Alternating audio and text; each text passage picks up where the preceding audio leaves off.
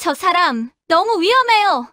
가라앉는 차 안에 백발의 할머니가 축 늘어져 있었어요.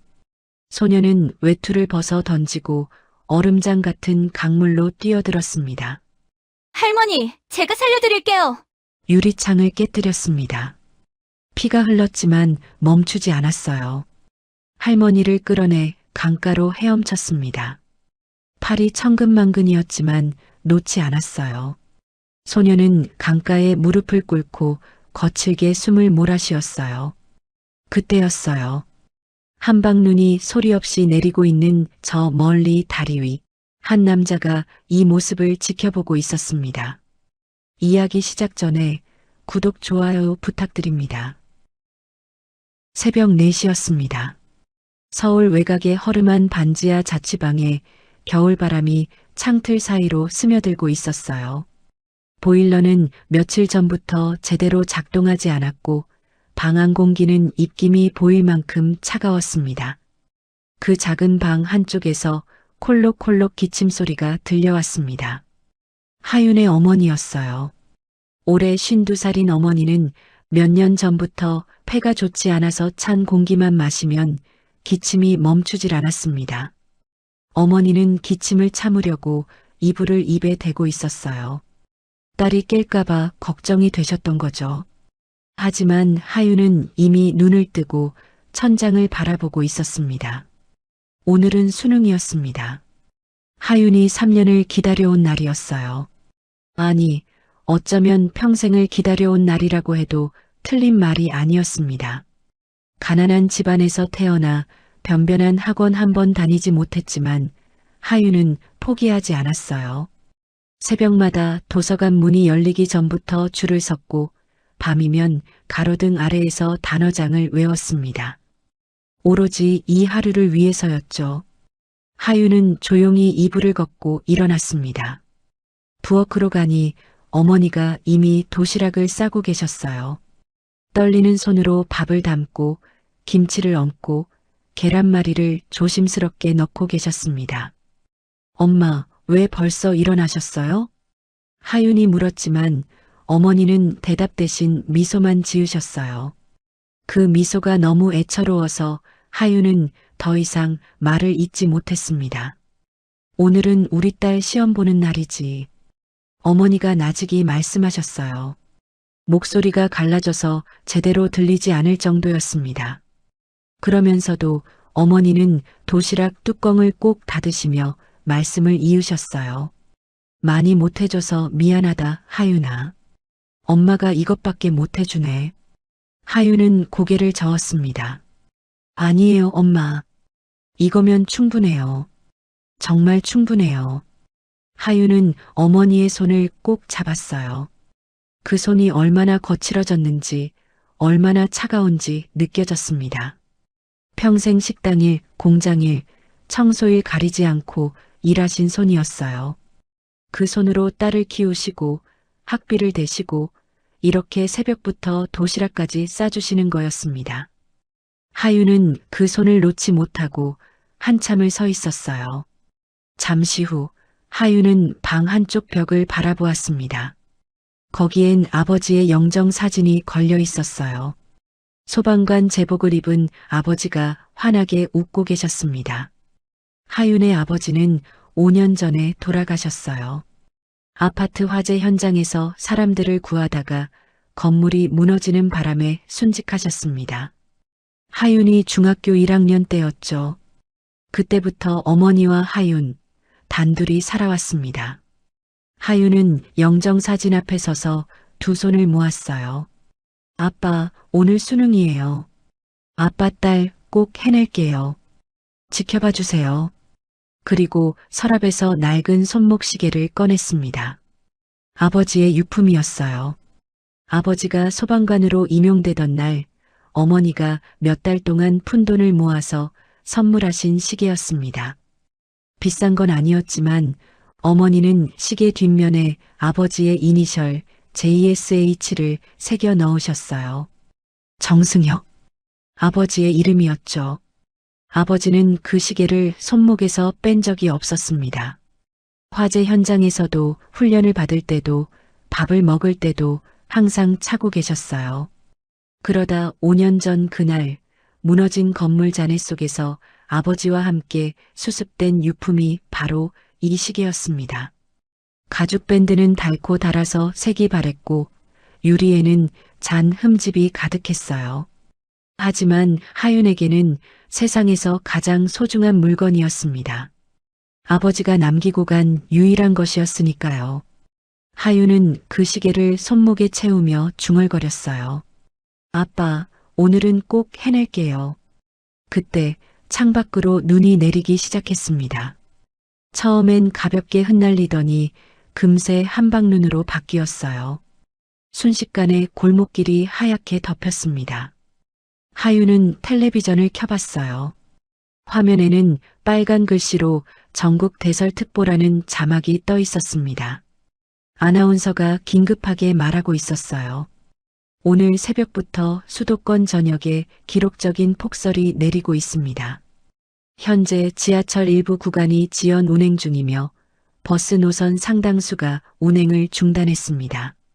수험생 여러분께서는 평소보다 일찍 출발하시기 바랍니다. 하윤의 얼굴이 굳어졌습니다. 수능장까지는 버스로 20분 거리였어요. 하지만 버스가 끊겼다면 이야기가 달라졌습니다. 엄마, 나 먼저 나갈게요. 하윤이 급하게 외투를 입으며 말했어요. 어머니가 놀라서 물으셨습니다. 벌써? 아직 7시도 안 됐는데. 버스가 안 다녀요. 걸어가야 할 것 같아요. 어머니의 얼굴이 하얗게 변했습니다. 걸어가? 이 눈에? 얼마나 먼데?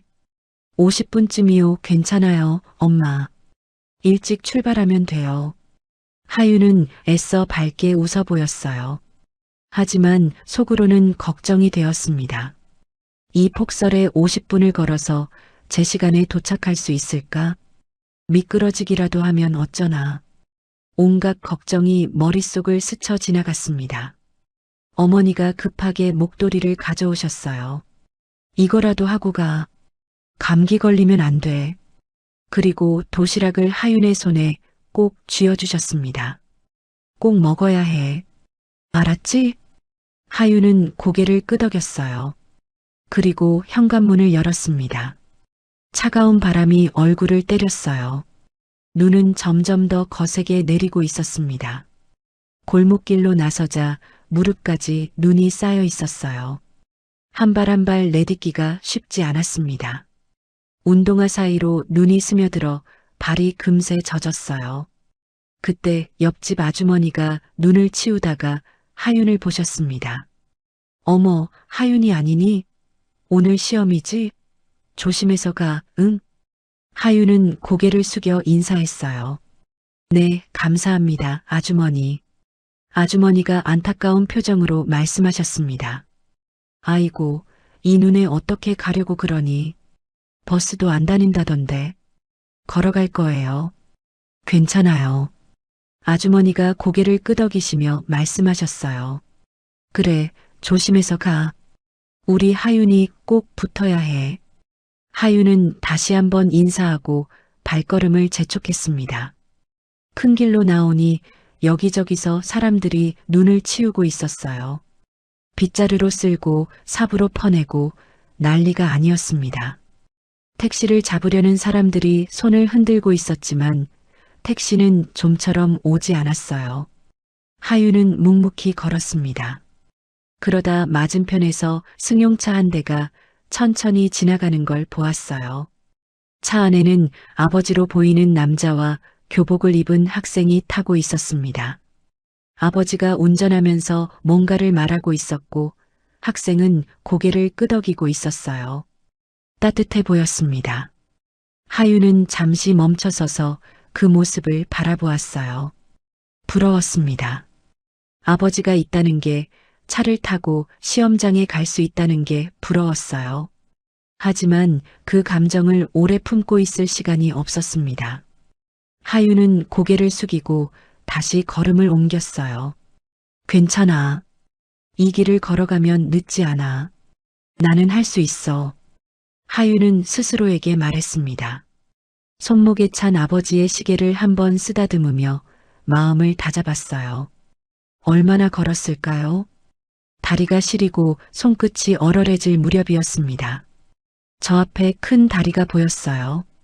그 다리만 건너면 수능장까지 15분 거리였습니다. 하윤의 마음이 조금 놓였어요. 이대로 가면 제 시간에 도착할 수 있겠다 싶었습니다. 바로 그때였습니다. 쾅! 굉음이 들렸어요. 하윤은 본능적으로 소리가 난 쪽으로 고개를 돌렸습니다.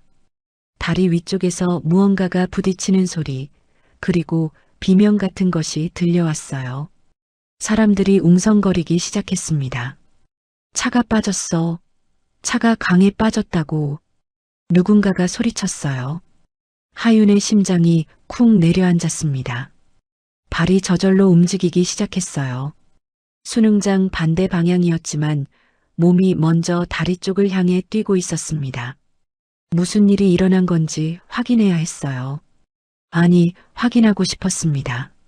아버지의 목소리가 귓가에 맴돌았어요. 하윤아, 사람은 살릴 수 있을 때 무조건 살려야 해. 그게 사람 도리야. 하윤은 더 빨리 뛰었습니다. 눈길에 미끄러질 뻔하면서도 멈추지 않았어요. 다리가 점점 가까워지고 있었습니다. 하윤은 숨이 턱까지 차오르는 것도 모르고 뛰었습니다. 다리 위에 도착하니 사람들이 난간에 매달리듯 아래를 내려다보고 있었어요.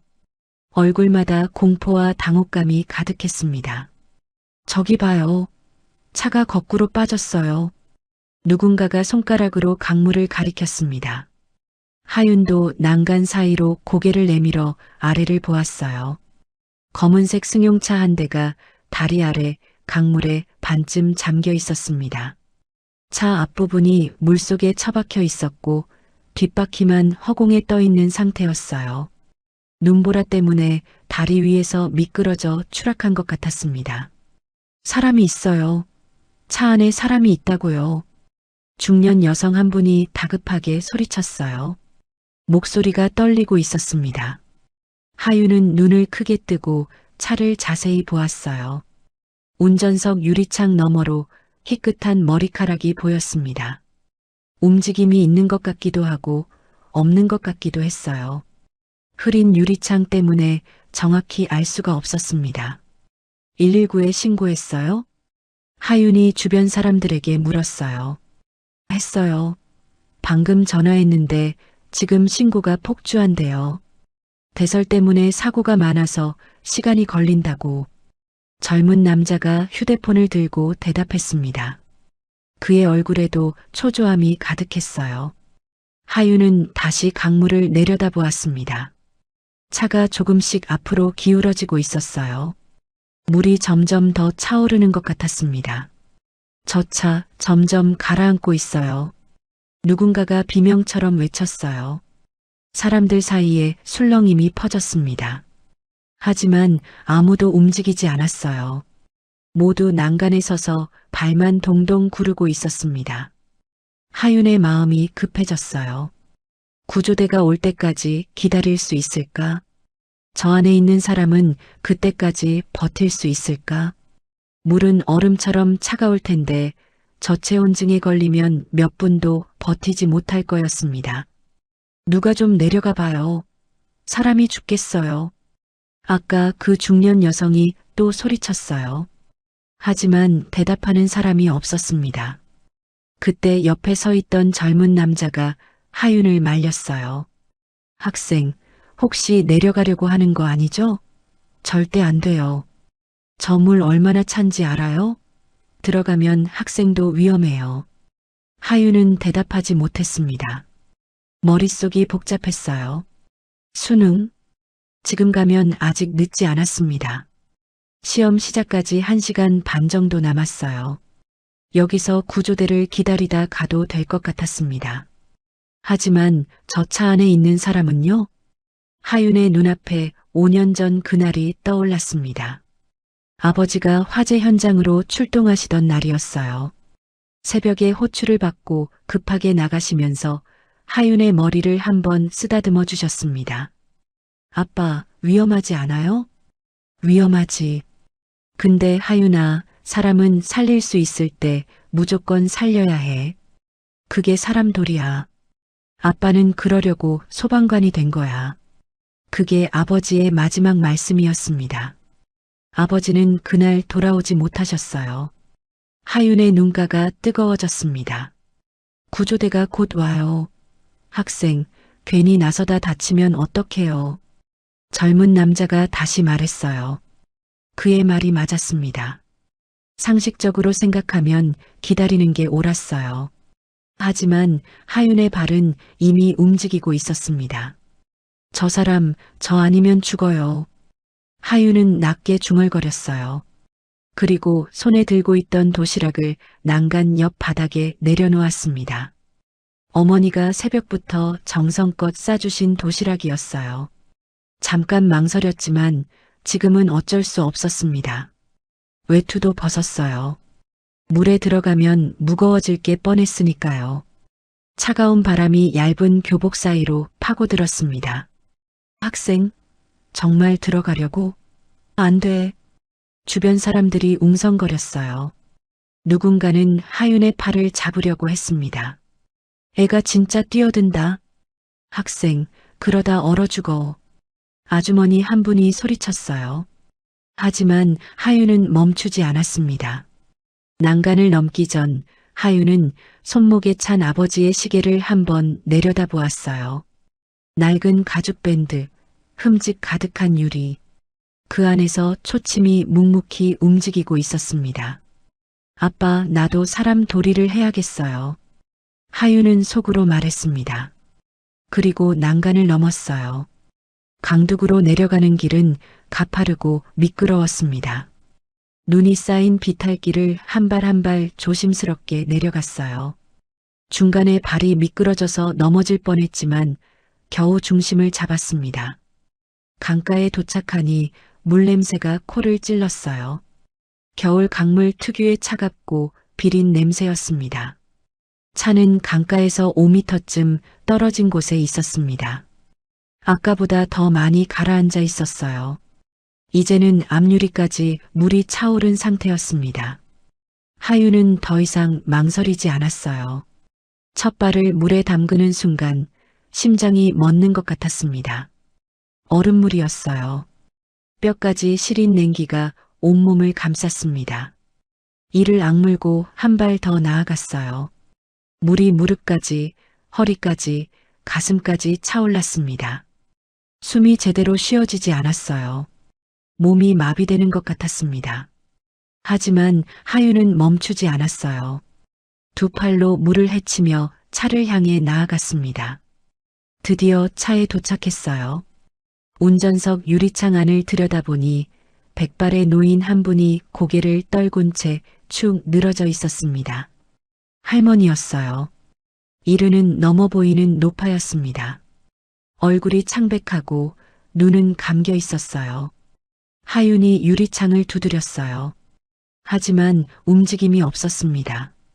문을 열어보려고 손잡이를 당겼지만 꿈쩍도 하지 않았어요. 수압 때문에 문이 열리지 않는 거였습니다. 하윤은 주변을 둘러보았어요. 마침 물가 근처에 주먹만한 돌멩이가 보였습니다. 헤엄쳐 돌아가 돌을 집어들고 다시 차로 왔어요. 할머니, 조금만 기다리세요.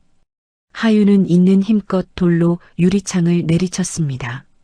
한 번, 두 번, 세 번. 유리에 금이 가기 시작했어요. 네 번째 내리치자 유리창이 와장창 깨졌습니다.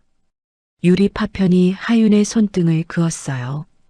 따끔한 통증과 함께 피가 흘러내렸습니다. 하지만 신경 쓸 겨를이 없었어요. 하윤은 깨진 유리창 사이로 손을 넣어 할머니의 안전벨트를 풀었습니다. 그리고 할머니의 몸을 끌어안았어요. 축 늘어진 몸이 생각보다 무거웠습니다. 물속에서는 몸을 가누기가 너무 힘들었습니다. 팔다리에 힘이 빠지고 온몸이 떨렸어요. 그때 할머니가 희미하게 입술을 달싹였습니다. 하윤의 가슴에 불이 붙었습니다. 아직 살아계신 거였어요. 할머니, 조금만 버티세요. 제가 꼭 살려드릴게요. 하유는 이를 악물고 할머니 등 뒤에서 팔로 끌어안고 강가를 향해 헤엄치기 시작했어요. 팔이 천근만근 무거웠습니다. 다리는 감각이 없었어요. 눈앞이 아찔하고 귀가 멍멍했습니다. 하지만 멈출 수 없었어요. 할머니의 체온이 느껴졌습니다. 차갑지만 아직 살아있는 온기였어요. 조금만 더. 하유는 스스로에게 말했습니다. 강가가 점점 가까워지고 있었어요. 다리 위에서 사람들의 외침이 들려왔습니다. 저기요. 여고생이 사람 데리고 나와요. 빨리 도와줘요. 누가 좀 내려가 봐요. 하유는 마지막 힘을 짜냈습니다. 발이 강바닥에 닿았어요. 물이 허리까지 내려왔습니다. 하유는 할머니를 업고 한 발 한 발 물 밖으로 나왔어요. 그리고 강가바닥에 할머니를 조심스럽게 내려놓았습니다. 할머니, 괜찮으세요? 하윤이 중얼거렸어요. 그 순간 눈앞이 캄캄해졌습니다. 온몸에 힘이 빠지면서 하윤은 그 자리에 쓰러졌어요. 멀리서 사이렌 소리가 들려오고 있었습니다. 점점 가까워지고 있었죠. 하윤은 차가운 강가 바닥에 쓰러진 채 의식이 흐려지고 있었어요. 눈앞에 하얀 눈송이들이 어지럽게 흩날렸습니다. 추운지 더운지도 모르겠고 몸이 내 것인지 아닌지도 알 수가 없었어요. 그때 다리 위에서 누군가가 소리쳤습니다. 저기 구조대 와요. 빨리 내려가요. 웅성거리는 소리와 함께 발자국 소리가 들려왔어요. 여러 명이 강둑을 내려오는 것 같았습니다. 여기요. 여기 사람 있어요. 다리 위에서 지켜보던 젊은 남자가 손을 흔들며 외쳤어요. 구조대원들이 달려왔습니다. 주황색 구조복을 입은 남자들이 강가에 도착하자마자 상황을 파악하기 시작했어요. 노인 1명, 여학생 1명, 둘 다 저체온 상태인 것 같습니다. 대원 1명이 무전기에 대고 보고했습니다. 여학생이 노인을 구조한 겁니다. 물에서 업고 나왔어요. 옆에 있던 시민이 급하게 설명했어요. 구조대원들은 재빨리 움직였습니다. 한 팀은 할머니에게, 다른 팀은 하윤에게 달려갔어요. 할머니, 정신 있으세요? 눈 떠보세요. 대원이 할머니의 뺨을 가볍게 두드리며 말했습니다. 할머니는 희미하게 신음소리만 낼 뿐 눈을 뜨지 못했어요. 맥박 약합니다. 호흡도 불안정해요. 담요 가져와. 빨리. 대원들이 분주하게 움직였어요. 은박 담요로 할머니의 몸을 감싸고 산소 마스크를 씌웠습니다. 다른 쪽에서는 하윤을 살피고 있었어요. 학생, 들려요? 구조대원이 하윤의 어깨를 흔들며 불렀습니다. 하윤은 눈꺼풀이 무거워서 도저히 눈을 뜰 수가 없었어요. 대답하고 싶었지만 입술이 움직이지 않았습니다. 피부 온도 34도, 저체온증입니다. 대원이 급하게 외쳤어요. 손에 출혈이 있어요. 유리에 베인 것 같습니다. 다른 대원이 하윤의 손을 살펴보며 말했습니다. 유리창을 깨뜨릴 때 베인 상처에서 아직도 피가 흘러나오고 있었어요. 차가운 물 때문에 피가 멈추지 않은 거였습니다. 지혈부터 해요. 그리고 빨리 이송 준비. 구조대원들이 하윤의 손에 붕대를 감기 시작했어요. 하윤은 그 손길이 따뜻하게 느껴졌습니다. 들것 가져와요. 둘 다 급해요. 대원의 목소리가 멀리서 울리는 것처럼 들렸습니다. 하윤은 겨우 눈을 떴어요. 흐릿한 시야에 하늘이 보였습니다. 회색 하늘에서 하얀 눈이 끊임없이 내리고 있었어요. 그 눈송이들이 얼굴 위에 떨어져 녹았습니다. 할머니, 괜찮아요? 하윤이 힘겹게 입을 열었어요. 목소리가 거의 나오지 않았습니다. 학생, 말하지 마요. 체력 아껴야 해요. 구조대원이 다급하게 말했습니다. 그 할머니, 살았어요? 하윤은 고집스럽게 다시 물었어요. 그게 가장 궁금했습니다.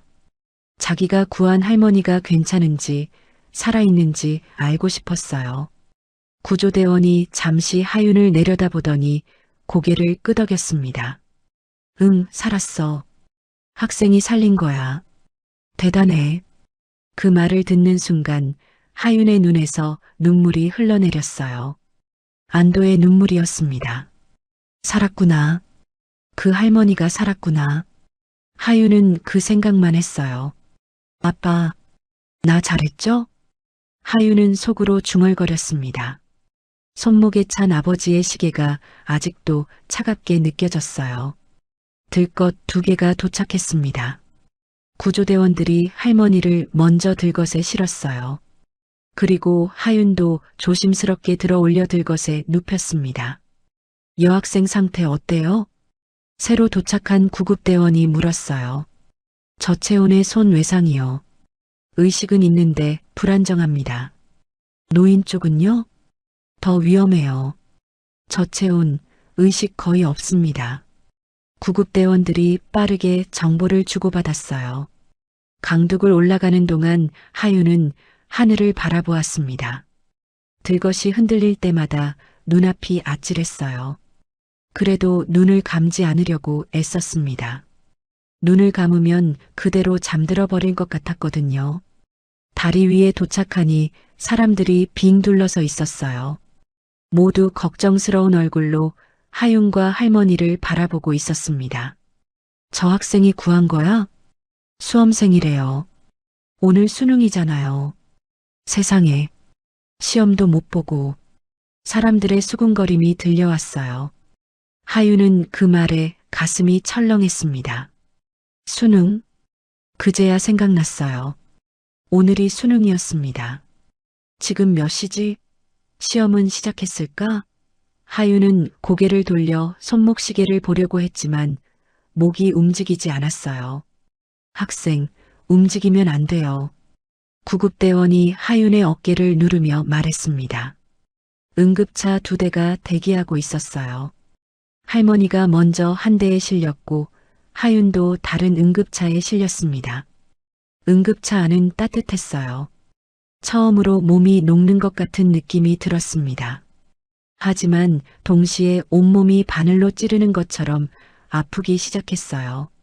얼었던 살이 녹으면서 통증이 밀려오는 거였습니다. 하윤은 신음을 흘렸어요. 참아요, 학생. 혈액순환 돌아오는 거예요. 좋은 거야. 구급대원이 하윤의 손을 잡아주었습니다. 하윤은 그제야 자신의 손을 보았어요.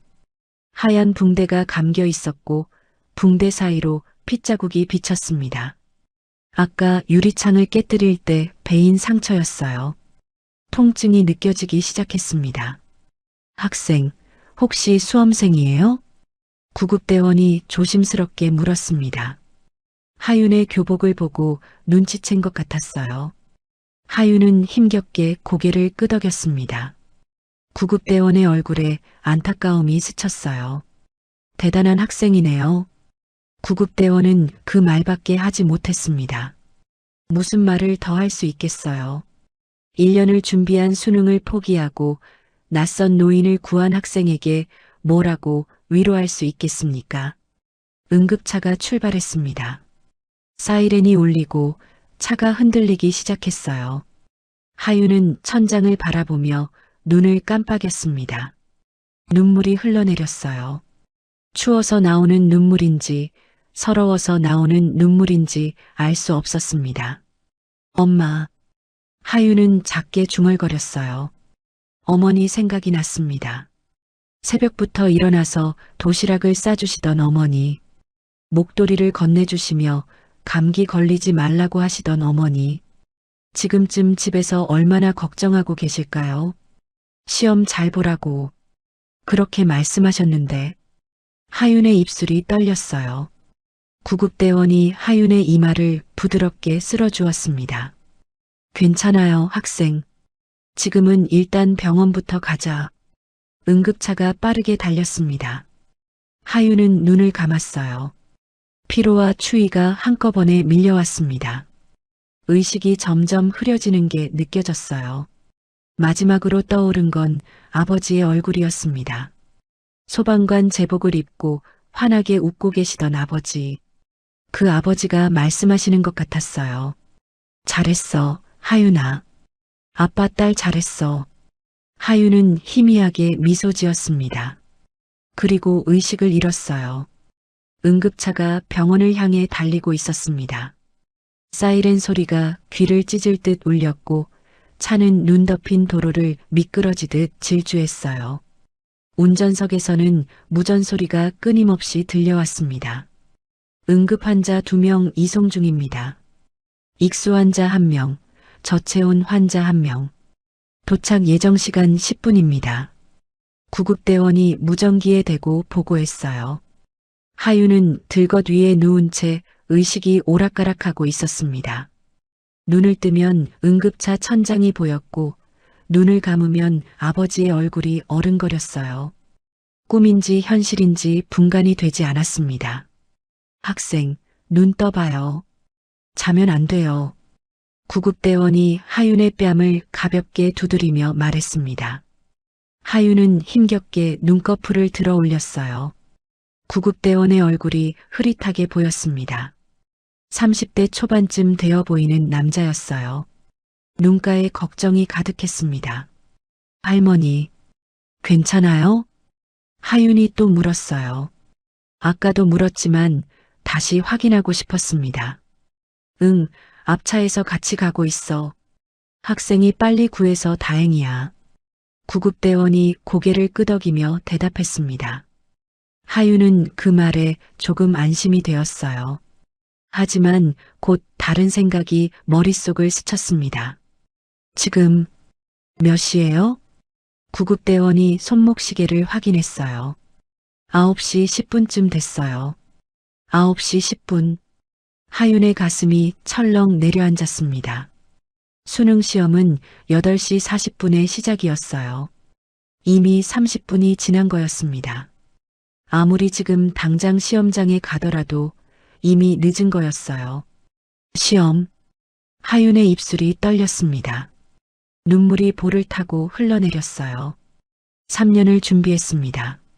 새벽마다 도서관에서 공부하고 밤마다 가로등 아래에서 단어장을 외웠어요. 학원 한 번 다니지 못했지만 포기하지 않았습니다. 오로지 이 하루를 위해서 살아왔어요.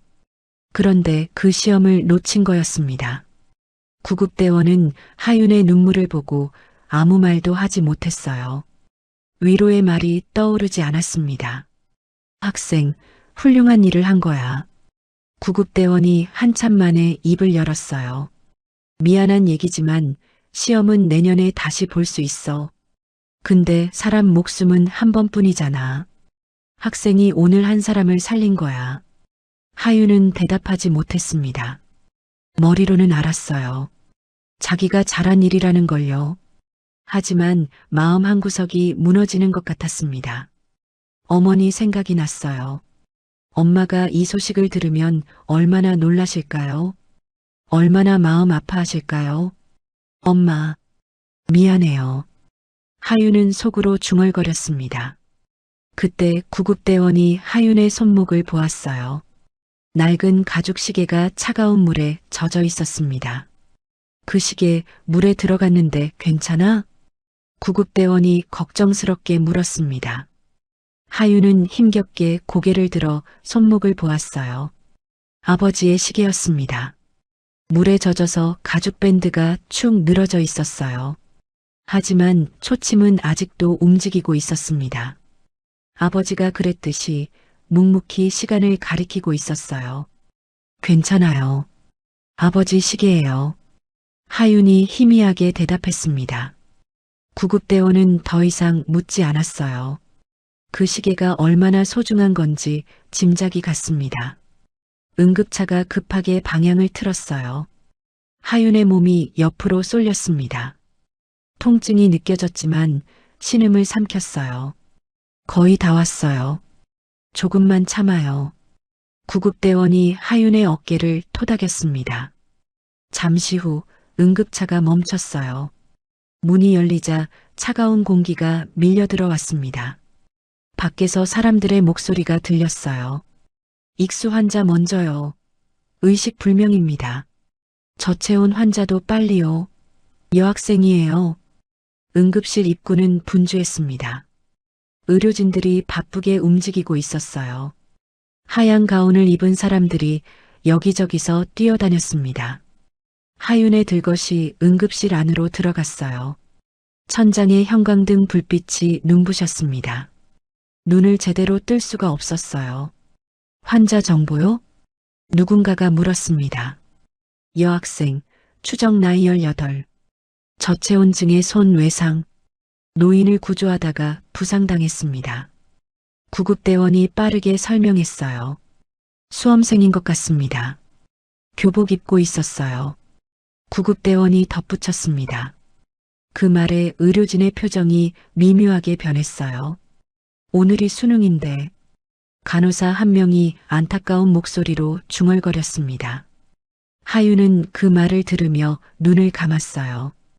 이제 정말 실감이 났습니다. 자기가 수능을 놓쳤다는 게요. 손 상처 확인해요. 유리 파편 남아있는지 봐야 해요. 의사가 지시했어요. 간호사가 하윤의 손에 감긴 붕대를 조심스럽게 풀었습니다. 상처가 드러났어요. 깊게 베인 자국이 여러 군데 있었고 아직도 피가 배어나오고 있었습니다. 유리 파편 있어요. 제거해야 합니다. 간호사가 말했어요. 마취하고 진행해요.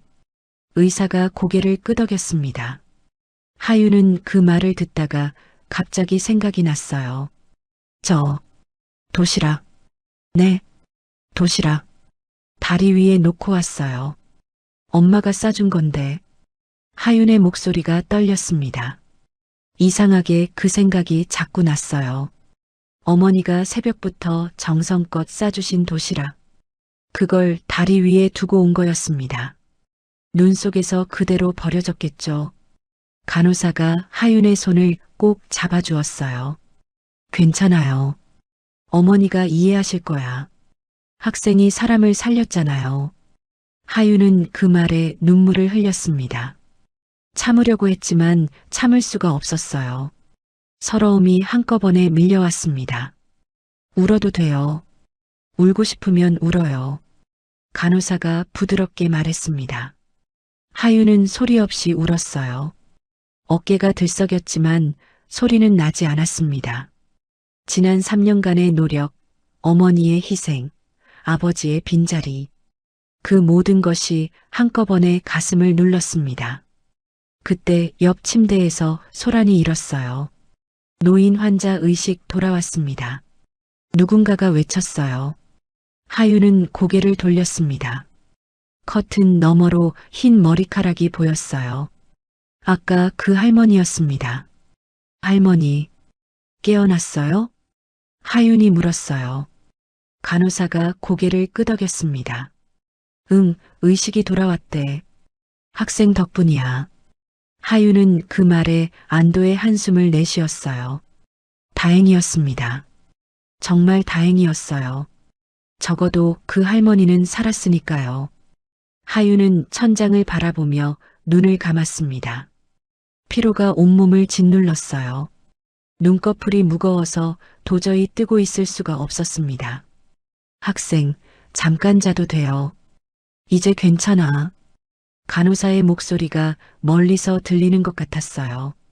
하윤은 그 말을 마지막으로 의식을 놓았습니다. 손목에는 아버지의 시계가 여전히 차가운 채로 남아 있었어요. 시계 화면에는 9시 26분이 찍혀 있었습니다. 수능 첫 교시가 한창 진행 중인 시간이었어요. 하윤은 그 시간에 시험장이 아닌 응급실 침대에 누워 있었습니다. 하지만 그녀가 오늘 치른 시험은 어쩌면 수능보다 더 어려운 시험이었는지도 몰랐어요. 낯선 사람의 목숨을 구하기 위해 자신의 모든 것을 걸어야 하는 시험이었으니까요. 그리고 하윤은 그 시험에 합격했습니다. 응급실은 여전히 분주했습니다.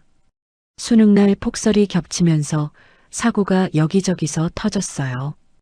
교통사고 환자, 낙상 환자, 저체온 환자들이 줄줄이 실려왔습니다. 의료진들은 쉴 틈 없이 뛰어다녔어요. 그 와중에도 간호사들 사이에서 조용히 퍼지는 이야기가 있었습니다. 그 여고생 소식 들었어요? 휴게실에서 커피를 마시던 간호사가 동료에게 물었어요. 어떤 여고생이요? 아까 익수 환자랑 같이 실려온 학생이요. 그 학생이 노인을 구조한 거래요. 동료 간호사가 눈을 크게 떴습니다. 진짜요? 저 어린 학생이? 네. 강물에 뛰어들어서 차에 갇힌 노인을 끌어냈대요. 유리창 깨느라 손에 피가 흥건했다더라고요. 세상에. 동료 간호사가 혀를 찼습니다. 그것도 오늘이 수능이잖아요. 교복 입고 있었대요. 시험장 가다가 사고 현장을 본 거죠. 그래서 시험은요? 못 봤죠. 구조하다 보니까 시험 시간 지났대요. 동료 간호사의 얼굴이 안타까움으로 일그러졌어요. 아이고, 1년 준비한 시험인데. 그러니까요.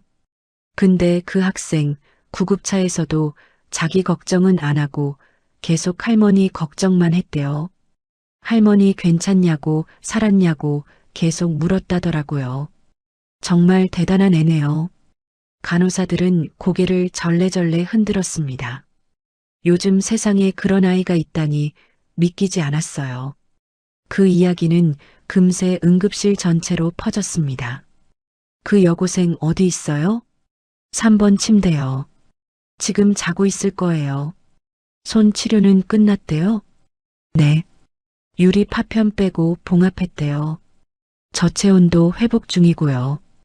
의료진들이 지나가면서 하윤의 침대 쪽을 힐끔힐끔 바라보았어요. 커튼 사이로 보이는 여고생의 얼굴은 평온해 보였습니다. 피로에 지쳐 깊이 잠들어 있었어요. 그때 응급실 입구에서 소란이 일었습니다. 저기요, 우리 딸이요. 여기 왔다고 들었는데요. 다급한 목소리가 들려왔어요. 하윤의 어머니였습니다. 원무과에서 보호자 연락을 했지만 처음엔 전화가 닿지 않았어요. 반지하 집에는 전화기가 없었고 어머니의 오래된 휴대폰은 충전이 안 되어 있었거든요. 겨우 이웃집 전화로 연락이 닿아서 어머니가 허겁지겁 달려온 거였습니다. 정하윤 학생 보호자시죠? 이쪽으로 오세요. 간호사가 어머니를 안내했어요. 어머니는 헐레벌떡 뛰어왔습니다. 코트도 제대로 안 입고 실내화를 신은 채였어요. 눈이 머리에 수북이 쌓여 있었습니다. 급하게 뛰어나오느라 아무것도 챙기지 못한 거였죠. 우리 하윤이 어디 있어요? 어머니의 목소리가 떨렸습니다. 간호사가 3번 침대 쪽 커튼을 열어주었어요.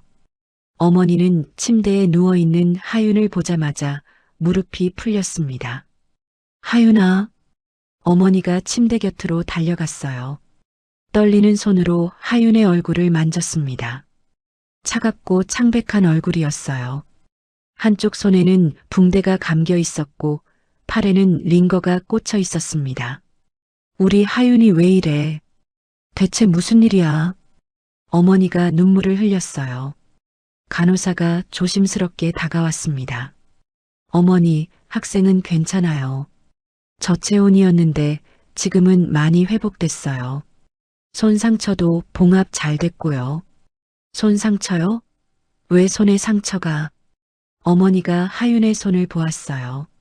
하얀 붕대 사이로 핏자국이 비쳤습니다. 학생이 강에 빠진 차에서 노인을 구조했어요. 유리창을 깨느라 손을 다친 거예요. 간호사의 설명에 어머니는 멍하니 굳어졌습니다. 뭐라고요? 강에? 네.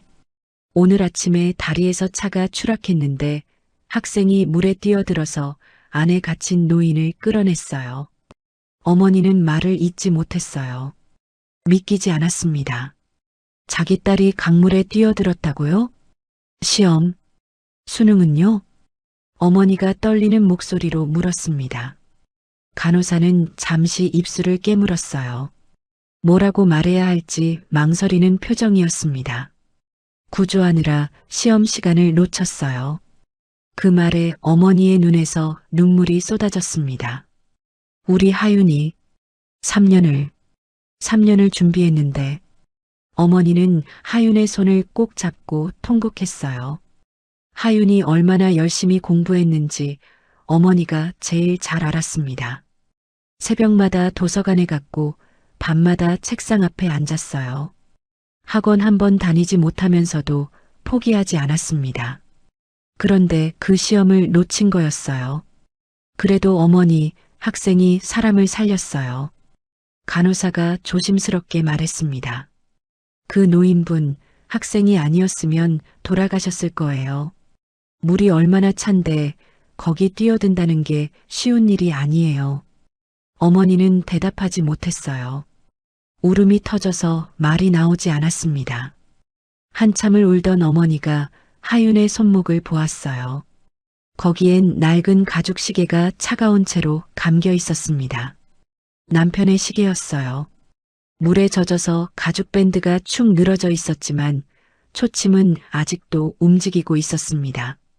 여보, 어머니가 그 시계를 보며 중얼거렸어요. 우리 딸이 당신 닮았어요. 당신 닮아서 이렇게 됐어요. 어머니는 다시 눈물을 흘렸습니다. 남편이 그랬듯이 딸도 남을 구하다 다친 거였어요. 기특하면서도 가슴이 찢어지는 것 같았습니다. 그때 응급실 다른 쪽에서도 소란이 일었어요. 익수 환자 보호자 오셨습니다. 누군가가 외쳤습니다. 간호사들이 고개를 돌렸어요. 응급실 입구에 검은 정장을 입은 사람들이 들어서고 있었습니다. 분위기가 예사롭지 않았어요. 저 사람들 누구야? 모르겠어요. 근데 뭔가 간호사들이 수군거렸습니다. 검은 정장의 남자들은 곧장 원무과로 향했어요. 그리고 뭔가를 확인하더니 급하게 전화를 걸기 시작했습니다. 회장님, 확인됐습니다. 어머님, 맞습니다. 그 말에 응급실 분위기가 싸늘하게 가라앉았어요. 회장님? 어머님? 간호사들이 서로 눈을 마주쳤습니다. 설마 저 익수 환자가 VIP인가요? 모르겠어요. 신원 파악 안 됐잖아요. 그때 신참 간호사가 급하게 다가왔어요. 저기 익수 환자 신원 나왔대요. 근데 뭐요? 그 이름이. 신참 간호사가 말을 더듬었습니다. 누구래요? 빨리 말해봐요. 장세훈 회장님 어머니래요. 그 말에 간호사들의 얼굴이 하얗게 변했어요. 장세훈.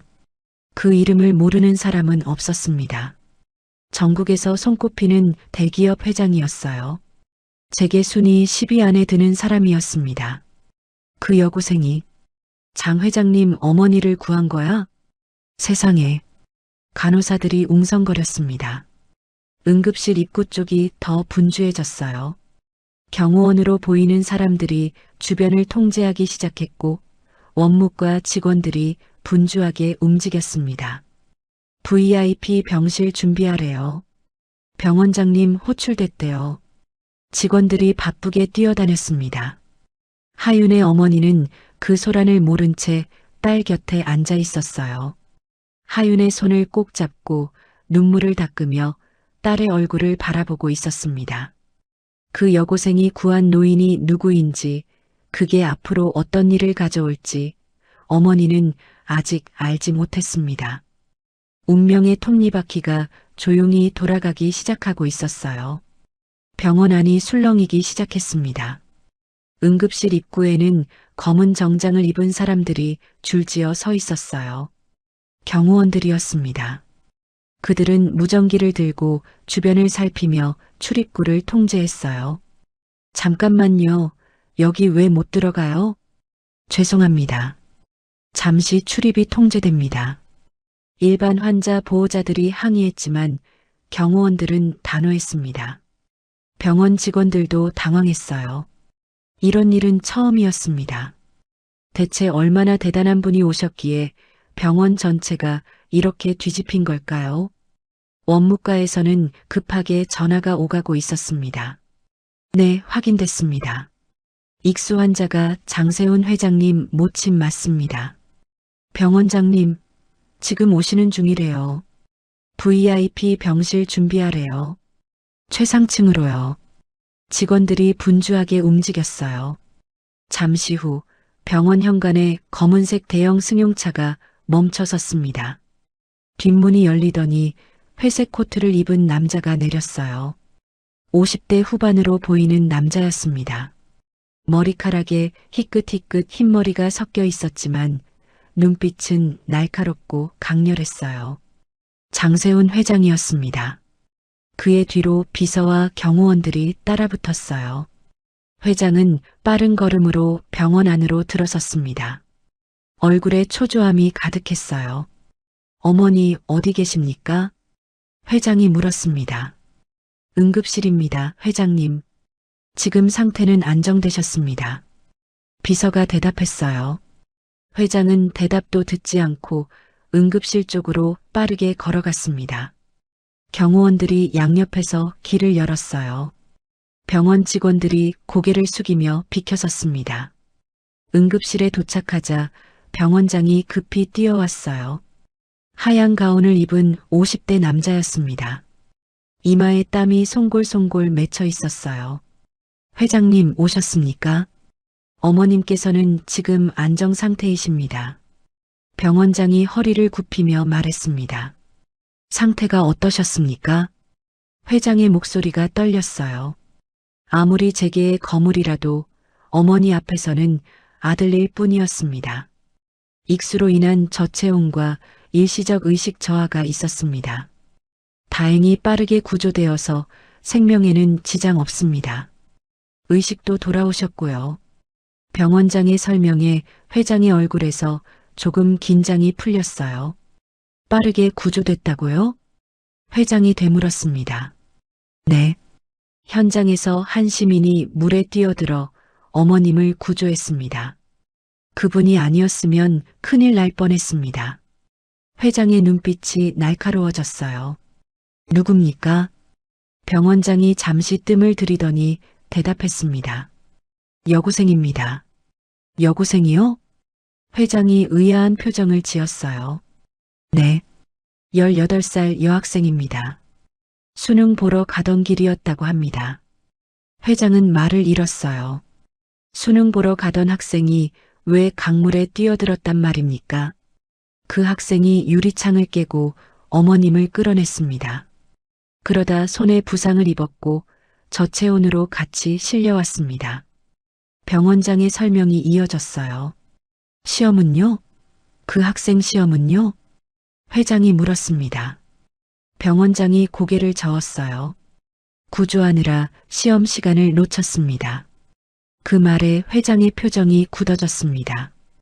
1년을 준비한 시험, 인생이 걸린 시험, 그걸 포기하고 낯선 노인을 구하러 강물에 뛰어들었다고요. 그것도 18살 어린 학생이요. 그 학생, 지금 어디 있습니까? 회장이 낮은 목소리로 물었어요.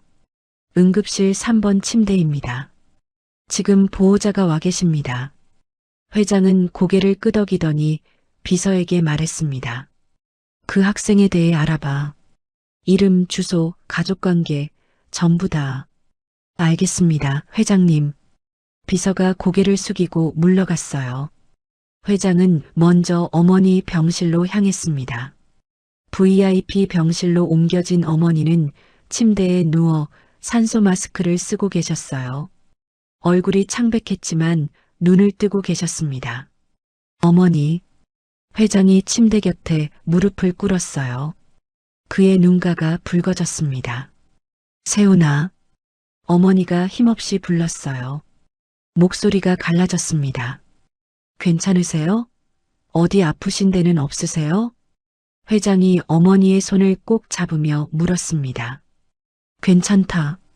눈길에 차가 미끄러져서 어머니가 힘겹게 말씀하셨어요. 다 제가 알아서 할게요. 어머니는 쉬세요. 회장이 어머니의 손등을 쓰다듬었습니다. 세훈아, 나를 구해준 사람이 있어. 어머니가 갑자기 말씀하셨어요. 네, 물에서 누가 나를 끌어줬어. 젊은 여자애 같았는데 얼굴이 잘 안 보였어. 어머니의 목소리가 떨렸습니다. 그 애 안 다쳤어? 그 애 괜찮아? 어머니는 자기 걱정보다 자길 구해준 사람 걱정을 먼저 하고 계셨어요. 회장의 가슴이 뭉클해졌습니다. 네, 어머니. 그 학생도 병원에 있어요. 괜찮대요. 학생? 학생이라고? 네. 18살 여고생이래요. 어머니의 눈에서 눈물이 흘러내렸어요. 그 어린애가 나를 살렸어? 네, 어머니. 그 학생이 어머니를 살린 거예요. 어머니는 한참 동안 말을 잇지 못했어요. 눈물만 흐르고 있었습니다. 고마워. 그 애한테 고맙다고 해줘. 어머니가 아들의 손을 꼭 잡으며 말씀하셨어요. 그래요, 어머니. 제가 꼭 전할게요. 어머니는 이제 쉬세요. 회장은 어머니에게 이불을 덮어드렸습니다. 어머니는 그제야 눈을 감으셨어요. 병실을 나온 회장에게 비서가 다가왔습니다. 회장님, 학생 신원 파악됐습니다. 비서가 서류를 건넸어요. 회장은 복도에 서서 서류를 훑어보았습니다. 이름 정하윤, 나이 18세, 주소 서울시 외곽 반지하 주택, 가족 모친 단둘이 거주, 부친 5년 전 순직 소방관. 회장의 눈이 마지막 줄에서 멈췄어요. 아버지가 소방관이었어? 네. 5년 전 화재 현장에서 순직하셨다고 합니다.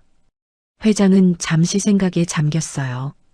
소방관의 딸, 아버지처럼 사람을 구한 딸, 그 어린 나이에 강물에 뛰어들 용기를 어디서 얻었을까요? 아마도 아버지에게서 배운 게 아닐까요? 그 학생, 지금 의식은? 아까까진 잠들어 있었다고 합니다. 회장은 고개를 끄덕였어요. 학생이 깨어나면 알려줘. 직접 감사 인사를 드려야겠어. 알겠습니다, 회장님. 비서가 고개를 숙였습니다. 회장은 복도 창문으로 눈이 내리는 바깥을 바라보았어요. 하얀 눈이 끊임없이 쏟아지고 있었습니다. 그 눈 속에서 18살 여고생이 강물에 뛰어들었어요. 자기 인생이 걸린 시험을 포기하고 낯선 노인을 구하기 위해 차가운 물에 몸을 던졌습니다. 대단한 아이야. 회장이 나직이 중얼거렸어요. 그리고 다시 어머니 병실을 향해 걸어갔습니다. 회장은 아직 몰랐어요. 그 학생의 아버지와 자신 사이에 어떤 인연이 있었는지를요. 5년 전 그 화재 현장에서 무슨 일이 있었는지를요. 운명의 실타래는 아직 다 풀리지 않았습니다. 회장은 어머니 병실에서 나와 비서실로 향했습니다. 머릿속이 복잡했어요. 18살 여고생이 어머니를 구했다는 사실이 자꾸 마음에 걸렸습니다. 그것도 수능 시험을 포기하면서까지요. 사고 당시 CCTV 영상 확보됐어? 회장이 비서에게 물었어요. 네, 회장님. 다리 위에 설치된 방범 카메라 영상을 확보했습니다. 비서가 노트북을 펼쳤습니다. 보여줘. 회장은 소파에 앉아 화면을 바라보았어요. 영상이 재생되기 시작했습니다. 화면에는 눈 내리는 다리가 보였어요. 차량 한 대가 미끄러지더니 난간을 뚫고 강 아래로 추락했습니다. 사람들이 모여들었고 다들 당황해서 어쩔 줄 몰라 했어요. 그때 한 여학생이 달려왔습니다. 교복을 입은 작은 체구의 여학생이었어요.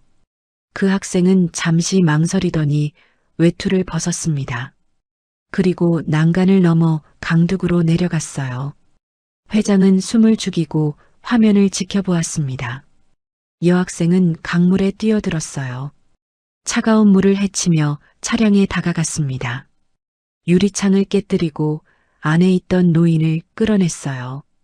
그리고 노인을 등에 업고 강가로 나왔습니다. 강가에 도착한 여학생은 노인을 내려놓더니 그 자리에 쓰러졌어요.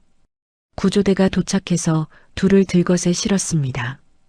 영상이 끝났어요. 회장은 한참 동안 말이 없었습니다. 대단한 아이입니다. 비서가 조심스럽게 말했어요. 다시 한번 보여주세요. 회장이 말했습니다. 영상이 다시 재생됐어요. 회장은 이번에는 여학생의 모습을 자세히 살펴보았습니다. 교복, 작은 체구, 묶은 머리카락. 그러다 회장의 눈이 한 곳에서 멈췄어요. 잠깐 여기 멈춰봐. 회장이 손가락으로 화면을 가리켰습니다. 비서가 영상을 일시 정지했어요. 여학생이 강물에 들어가기 직전 손목이 클로즈업된 장면이었습니다. 회장의 얼굴이 굳어졌어요. 저거 확대할 수 있어? 네, 잠시만요. 비서가 화면을 확대했습니다. 여학생의 손목에 낡은 가죽 시계가 채워져 있었어요. 둥근 시계판 달아서 색이 바랜 가죽 밴드. 회장의 손이 떨리기 시작했습니다. 저 시계. 회장의 목소리가 갈라졌어요. 설마. 회장의 눈앞에 5년 전 그날이 떠올랐습니다. 그때도 겨울이었어요. 아파트에서 큰 화재가 났습니다. 회장은 그 아파트에서 사업 미팅을 하다가 불길에 갇혔어요. 연기 때문에 앞이 보이지 않았고 숨을 쉴 수가 없었습니다. 죽는구나, 그렇게 생각했어요. 그때 누군가가 달려왔습니다. 소방관이었어요. 방화복을 입은 남자가 연기를 뚫고 달려와서 회장을 업었습니다. 괜찮습니까, 회장님? 나가셔야 합니다. 제가 모시겠습니다. 그 소방관은 회장을 업고 불길 속을 뚫고 나왔어요.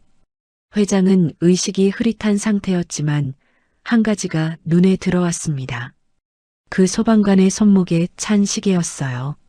낡은 가죽 밴드에 둥근 시계판, 불빛에 반짝이는 유리. 그 이미지가 트라우마처럼 뇌리에 박혔습니다. 회장은 밖으로 나와서 의식을 잃었어요. 나중에 깨어났을 때 그 소방관이 어떻게 됐는지 물었습니다. 순직하셨습니다. 회장님을 구한 뒤 안에 아이가 더 있다며 다시 들어가셨어요. 그리고 건물이 무너졌습니다. 그 소방관의 이름은 정승혁이었어요. 회장은 그 은인을 잊지 못했습니다. 매년 기일에 조용히 꽃을 보내고 유족에게 익명으로 지원금을 보내려 했지만 거절당했어요. 유족은 아무것도 받지 않았습니다. 그렇게 5년이 흘렀어요. 회장은 떨리는 손으로 화면을 다시 보았습니다. 여학생의 손목에 찬 낡은 시계. 저 시계 더 확대할 수 있어? 회장이 물었어요. 목소리가 떨렸습니다. 비서가 최대한 확대했습니다. 화질이 좋지 않았지만 시계의 형태는 분명히 보였어요. 그리고 시계 뒷면이 살짝 보이는 각도에서 희미하게 글자가 새겨진 것 같았습니다. 비서실장. 회장이 낮은 목소리로 불렀어요. 네, 회장님. 그 학생 아버지 이름이 뭐였지? 비서가 서류를 확인했습니다. 정승혁입니다. 소방관이었고 5년 전 화재 현장에서 순직하셨습니다. 회장의 얼굴이 하얗게 변했어요. 정승혁. 바로 그 이름이었습니다. 5년 전 자신을 살리고 순직한 그 소방관의 이름이요. 그러면 저 학생이. 회장의 손이 덜덜 떨렸어요. 은인의 딸. 은인의 딸이었어. 회장은 일어서서 창밖을 바라보았습니다. 눈이 펑펑 쏟아지고 있었어요. 하지만 그의 눈에는 아무것도 들어오지 않았습니다. 5년 전 아버지가 자신을 살렸습니다. 오늘 그 딸이 어머니를 살렸어요. 이게 우연일까요? 운명일까요? 회장의 눈가가 붉어졌습니다. 눈물이 흘러내렸어요. 평소에 절대 눈물을 보이지 않는 사람이었지만 지금은 참을 수가 없었습니다. 회장님, 비서가 조심스럽게 불렀어요. 그 학생 아버지가 5년 전에 나를 살린 소방관이야. 회장이 떨리는 목소리로 말했습니다. 비서의 눈이 커졌어요. 네, 그게 무슨... 그때 화재 현장에서 나를 업고 나온 사람이 정승혁 씨였어. 그분이 나를 살리고 다시 들어갔다가 순직했어. 비서는 말을 잃었습니다. 그분의 딸이 오늘 어머니를 살린 거야. 회장은 천천히 고개를 돌렸어요. 그리고 비서에게 말했습니다. 그 학생 병실이 어디야? 응급실 3번 침대입니다. 보호자분이 옆에 계십니다. 회장은 걸음을 옮기기 시작했습니다. 발걸음이 무거웠어요. 마음이 복잡했습니다. 5년 동안 그 은인에게 제대로 보답하지 못했습니다. 돈을 보내려 해도 거절당했고 직접 찾아가기엔 미안한 마음이 너무 컸어요. 그런데 은인의 딸이 자기 어머니를 살렸어요. 그것도 자기 인생이 걸린 시험을 포기하면서요. 정승혁 씨, 회장은 걸으면서 속으로 중얼거렸어요. 당신 딸이 당신을 닮았습니다. 당신처럼 사람을 구했어요. 눈물이 또 흘러내렸습니다. 회장은 응급실을 향해 발걸음을 재촉했어요. 은인의 딸을 만나야 했습니다. 직접 감사를 드려야 했어요. 그리고 5년 동안 못다한 보답을 해야 했습니다. 이번에는 거절당하더라도 포기하지 않을 생각이었어요. 회장은 응급실로 향했습니다. 복도를 걷는 발걸음이 무거웠어요. 심장이 두근거렸습니다. 5년 동안 마음속에 묻어두었던 미안함과 고마움이 한꺼번에 밀려왔어요. 응급실 입구에 도착하자 경호원들이 앞서 길을 열었습니다. 하지만 회장은 손을 들어 그들을 멈춰 세웠어요. 여기서 기다려요. 나 혼자 들어갈게요. 회장님, 하지만 괜찮아요. 회장은 단호하게 말하고 혼자 응급실 안으로 들어갔습니다. 3번 침대 앞에 도착했어요. 커튼이 쳐져 있었습니다. 커튼 너머로 낮은 목소리가 들려왔어요. 누군가가 울먹이며 말하고 있었습니다. 우리 하윤이, 왜 이런 일을... 어머니의 목소리였어요. 회장은 잠시 멈춰섰습니다. 숨을 깊이 들이쉬고 천천히 커튼을 열었어요. 침대에는 여고생이 누워 있었습니다. 얼굴이 창백했고 한쪽 손에는 붕대가 감겨 있었어요. 팔에는 링거가 꽂혀 있었습니다. 옆에는 50대쯤 되어 보이는 여자가 앉아 있었어요. 눈이 퉁퉁 부어 있었습니다. 울다가 지쳐서 잠시 멈춘 표정이었어요. 여학생은 눈을 감고 있었습니다. 잠들어 있는 것 같았어요. 회장은 천천히 다가갔습니다. 발소리를 듣고 어머니가 고개를 들었어요. 누구세요? 어머니가 경계하는 눈빛으로 물었습니다. 회장은 아무 말 없이 침대 옆에 섰어요. 그리고 여학생의 얼굴을 내려다보았습니다. 작은 얼굴, 창백한 피부, 꽉 담은 입술. 그 어린 얼굴에서 5년 전 자신을 구해준 소방관의 모습이 겹쳐 보였습니다. 그때 여학생의 손목이 눈에 들어왔어요. 낡은 가죽 시계가 채워져 있었습니다. 물에 젖어서 가죽 밴드가 축 늘어져 있었지만 그 형태는 분명했어요.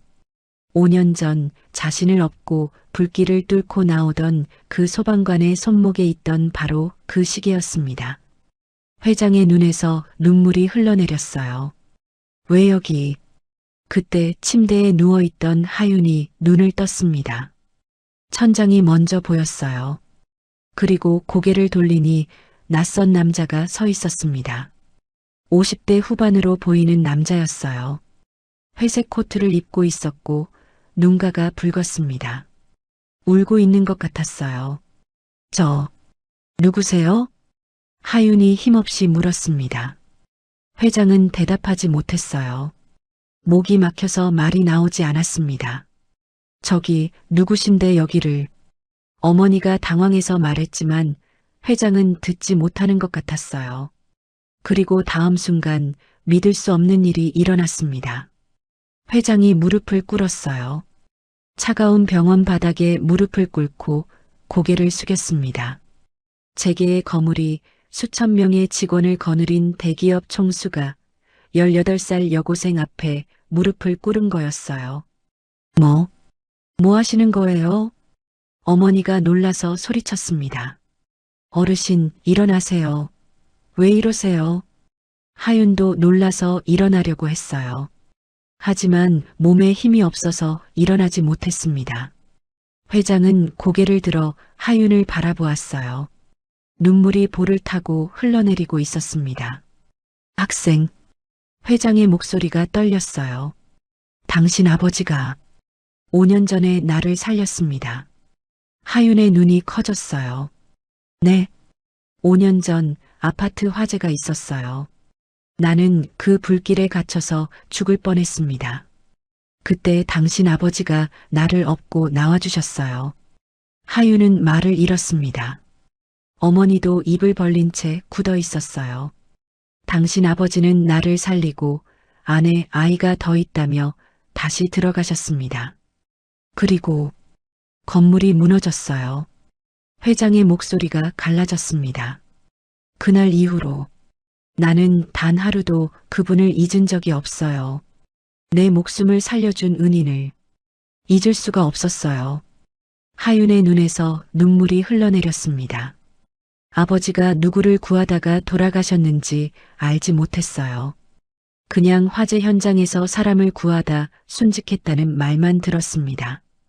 구체적인 건 아무도 알려주지 않았어요. 그런데 그 사람이 지금 눈앞에서 무릎을 꿇고 있는 거였어요.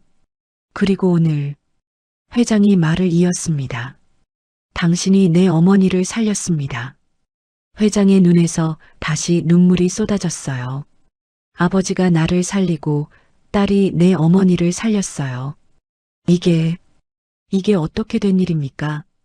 하윤의 어머니도 눈물을 흘리기 시작했습니다. 5년 전 남편을 잃었던 그날이 떠올랐어요. 영정사진 앞에서 하염없이 울었던 기억, 어린 딸을 안고 하늘이 무너지는 것 같았던 그 기억이요. 여보, 어머니가 속으로 남편을 불렀어요. 당신이 구한 사람이 이분이었구나. 회장은 바닥에 무릎 꿇은 채 고개를 숙였습니다. 감사합니다. 정말 감사합니다. 그 말밖에 나오지 않았어요. 5년 전에 제대로 감사 인사도 못 드렸습니다. 도움을 드리려 해도 거절당했어요. 회장은 하윤을 바라보았어요. 당신 아버지께 갚아야 할 빚을 이제 당신에게 갚겠습니다. 하윤은 고개를 저었어요. 아니에요. 저는 그냥 사람을 살려야 한다고 생각했을 뿐이에요. 그게 얼마나 대단한 건지 알아요? 회장이 물었습니다. 수능 시험이 얼마나 중요한 건지 나도 알아요. 1년을 준비한 시험이잖아요. 그걸 포기하고 낯선 사람을 구하러 강물에 뛰어들었어요. 그게 아무나 할 수 있는 일이 아닙니다. 하윤은 대답하지 못했어요. 눈물만 흘렀습니다. 당신 아버지도 그랬어요. 자기 목숨을 걸고 나를 구했어요. 딸도 똑같네요. 아버지를 닮아서. 회장의 목소리가 따뜻해졌습니다. 일어나세요, 어르신. 제발이요. 하윤이 손을 내밀었어요. 붕대 감긴 손이 떨리고 있었습니다. 회장은 그 손을 잡았습니다. 작고 차가운 손이었어요. 그 손으로 유리창을 깨뜨리고 어머니를 구했어요. 회장은 천천히 일어섰습니다. 그리고 하윤의 손을 놓지 않은 채 말했어요. 당신의 꿈, 내가 끝까지 책임지겠습니다. 하윤이 고개를 저었어요. 아니에요, 저는. 거절하지 마세요. 회장이 단호하게 말했습니다. 이건 보답이에요. 당신 아버지와 당신에게 갚아야 할 빚이에요. 제발 받아주세요. 병실 밖에서 지켜보던 간호사들이 눈물을 흘렸어요. 무슨 일인지 자세히는 모르지만 그 장면이 너무 가슴 뭉클했습니다. 어머니는 하윤 옆에 서서 울고 있었어요. 남편 생각에, 딸 생각에 온갖 감정이 뒤섞여서 눈물이 멈추지 않았습니다. 여보, 어머니가 다시 속으로 남편을 불렀어요. 우리 하윤이, 당신 딸 맞네요. 하윤은 회장의 손을 잡은 채 눈물을 흘렸습니다. 손목에 찬 아버지의 시계가 조용히 시간을 가리키고 있었어요. 5년의 세월을 넘어 아버지의 마음이 딸에게 전해진 순간이었습니다. 그날 이후로 며칠이 흘렀습니다.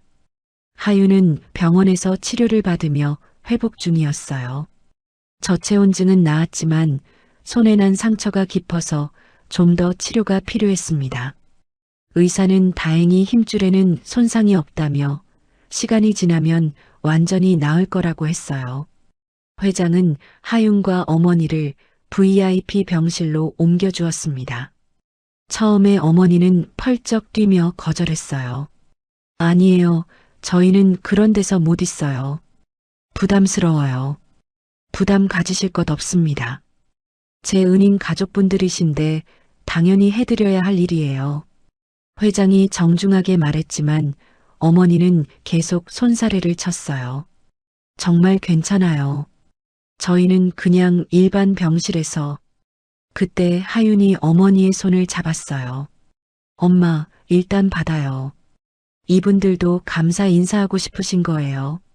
어머니는 딸의 눈을 바라보았습니다. 하윤의 눈에 뭔가 다른 빛이 있었어요. 어른스러워진 것 같았습니다. 결국 어머니는 마지못해 고개를 끄덕였어요. VIP 병실은 넓고 깨끗했습니다. 반지하 자취방에서 평생을 살아온 모녀에게는 처음 보는 세상 같았어요. 창밖으로 서울 시내가 한눈에 내려다 보였습니다. 엄마, 여기 침대 진짜 푹신해요. 하윤이 침대에 누우며 말했어요. 어머니는 그런 딸을 보며 슬픔과 기쁨이 뒤섞인 표정을 지었습니다. 며칠 후 회장 어머니의 상태도 많이 좋아졌어요. 회장은 하윤을 어머니 병실로 데려갔습니다. 하윤이 직접 인사를 드려야 한다고 했어요. 병실 문을 열자 침대에 백발의 노파가 앉아 계셨습니다. 얼굴에 아직 핏기가 없었지만 눈빛은 맑았어요. 하윤을 보자 그 눈에 눈물이 고였습니다. 이 아이가 나를 구해준 아이니? 회장 어머니가 떨리는 목소리로 물었어요. 네, 어머니. 이 학생입니다. 회장이 대답했습니다. 회장 어머니는 손을 내밀었어요. 주름진 손이 파르르 떨리고 있었습니다. 이리 와보렴, 마가. 하윤은 천천히 다가갔어요.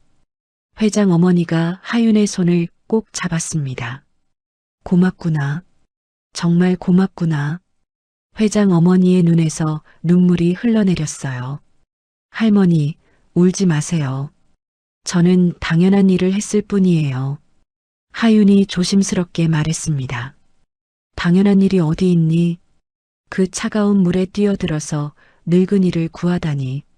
네가 아니었으면 난 죽었어. 회장 어머니가 하윤의 손을 놓지 않았어요. 근데 시험은 어떻게 됐니?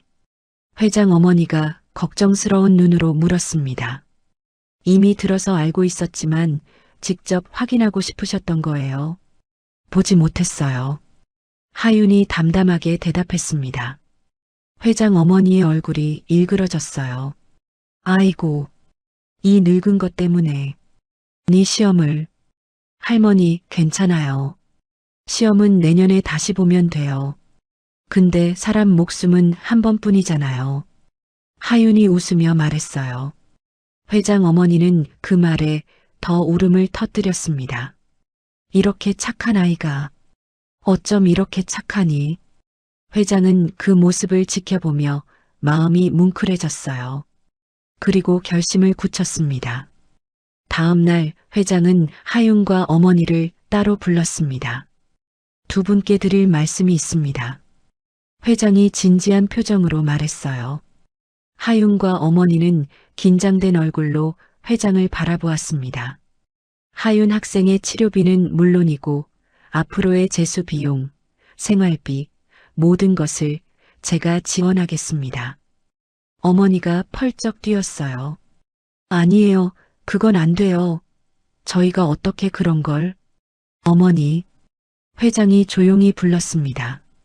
5년 전에 제 목숨을 살려주신 분이 하윤 학생의 아버지예요. 그리고 제 어머니 목숨을 살려준 분이 하윤 학생이에요. 이건 보답이에요. 당연히 해야 할 일입니다. 어머니는 말을 잇지 못했어요. 남편 생각에 눈물이 났습니다. 저희는 받을 자격 같은 건 없어요. 회장이 단호하게 말했습니다. 은혜를 입으면 갚는 게 사람 도리예요. 하윤 학생 아버지께서도 그렇게 말씀하셨을 거예요. 그 말에 하윤의 눈에서 눈물이 흘렀어요. 아버지가 늘 하시던 말씀이었습니다. 사람 도리, 사람으로서 해야 할 일. 하윤은 어머니를 바라보았어요. 엄마 받아요. 하윤아, 아빠가 살린 사람이래요. 아빠가 목숨 걸고 살린 사람이에요. 그 사람이 이렇게 감사해 하고 있잖아요. 하윤의 목소리가 떨렸습니다. 아빠가 보내준 거라고 생각해요. 아빠가 하늘에서 우리 걱정하다가 이렇게 보내준 거라고요. 어머니는 그 말에 눈물을 참지 못했어요. 하윤을 끌어안고 울었습니다. 여보, 당신이 정말 보내준 거야? 어머니는 속으로 남편에게 물었어요. 회장은 그 모습을 지켜보며 조용히 기다렸습니다. 한참을 울던 어머니가 고개를 들었어요. 그리고 회장을 바라보며 깊이 허리를 숙였습니다. 감사합니다. 정말 감사합니다. 회장도 허리를 숙였어요. 아닙니다. 제가 감사드려야죠. 그렇게 해서 하윤과 어머니의 새로운 삶이 시작되었습니다. 며칠 후 하윤은 퇴원했어요. 손에 상처도 많이 나았습니다. 회장은 모녀에게 새 집을 마련해 주었어요. 반지하가 아닌 햇볕이 잘 드는 작은 아파트였습니다. 엄마, 여기 따뜻해요. 하윤이 창문으로 들어오는 햇살을 바라보며 말했어요. 어머니는 그런 딸을 보며 눈물을 훔쳤습니다. 그날 밤 하윤은 새 집 벽에 아버지의 영정 사진을 걸었어요. 그리고 사진 앞에 서서 두 손을 모았습니다. 아빠, 나 다시 시작해 볼게요. 내년에 꼭 붙을게요. 지켜봐 주세요. 손목에 찬 아버지의 시계가 조용히 빛났어요. 세상에서 가장 긴 하루가 지나고 하윤에게는 새로운 1년이 시작되고 있었습니다. 그로부터 6년이 흘렀습니다. 하윤은 재수 끝에 의대에 합격했어요. 그것도 전국에서 손꼽히는 명문 의대였습니다. 합격 발표 날 어머니는 하윤을 끌어안고 한참을 울었어요. 해냈구나. 우리 하윤이가 해냈구나. 하윤도 울었습니다. 아버지 영정 사진 앞에서 두 손을 모으고 보고했어요. 아빠, 나 붙었어요. 의사 될 거예요. 아빠처럼 사람 살리는 사람이 될 거예요. 그렇게 의대 생활이 시작됐습니다. 6년은 길고도 짧았어요.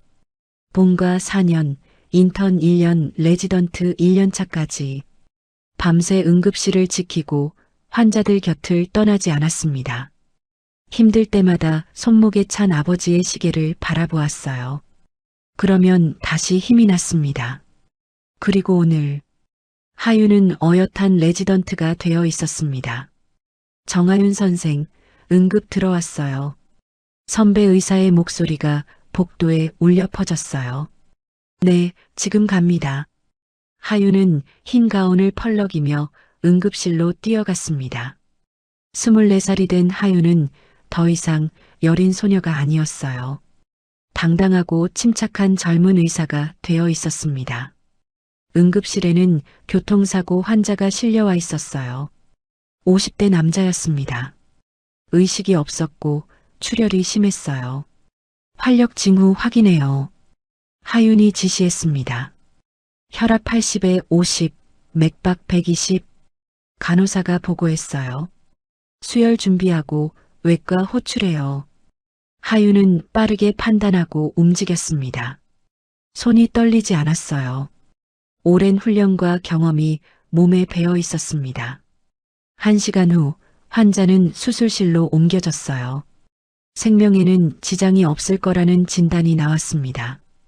하윤은 응급실 복도에 서서 한숨을 내쉬었어요.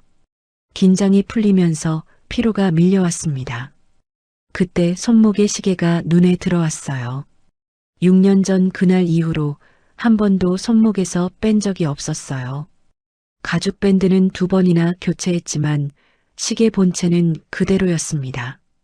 여전히 묵묵히 시간을 가리키고 있었어요.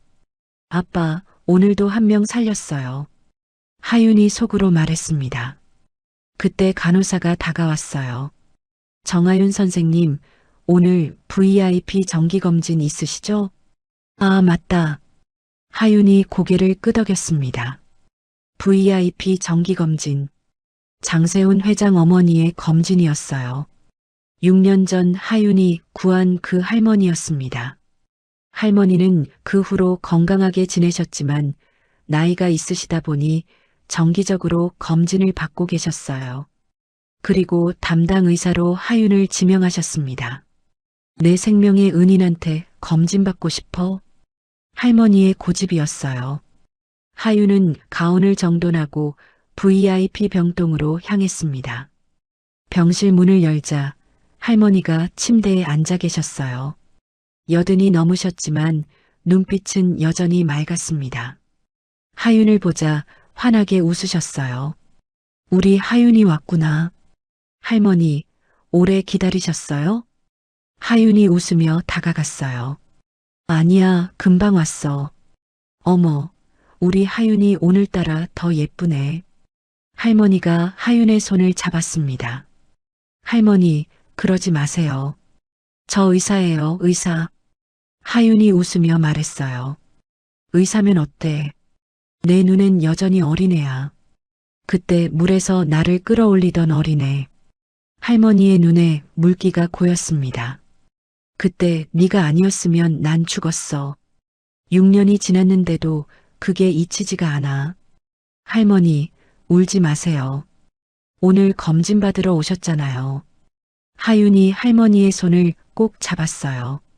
검진이 끝날 무렵 병실 문이 열렸습니다. 어머니, 검진 잘 받으셨어요? 장세훈 회장이 들어왔어요. 6년 전보다 머리가 더 휘어졌지만 여전히 눈빛은 날카롭고 강렬했습니다. 그래, 우리 하윤이가 잘 봐주고 있어. 할머니가 웃으며 대답했어요. 회장은 하윤을 바라보았습니다.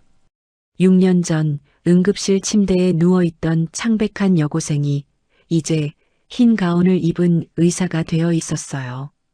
대단해요, 정 선생. 회장이 진심을 담아 말했습니다. 은인의 딸이 이렇게 의사가 되다니. 보람 있네요. 하윤은 고개를 숙였어요. 회장님 덕분이에요. 회장님이 도와주시지 않았으면 저는 의대는커녕. 아니에요. 회장이 고개를 저었습니다. 당신이 해낸 거예요. 나는 약간의 도움을 드렸을 뿐이에요. 공부한 건 당신이고 시험 본 것도 당신이에요. 하윤은 그 말에 눈시울이 붉어졌어요. 회장님, 한 가지 부탁드려도 될까요? 하윤이 조심스럽게 물었습니다. 뭔데요? 저희 아버지 산소에 같이 가주실 수 있으세요? 회장의 눈이 커졌어요. 아버지께 인사드리고 싶으시다면 같이 가셔도 돼요. 하윤의 목소리가 떨렸습니다. 회장은 잠시 말을 잇지 못했어요. 눈가가 붉어졌습니다. 그래요. 꼭 가야죠. 오래전부터 가고 싶었어요.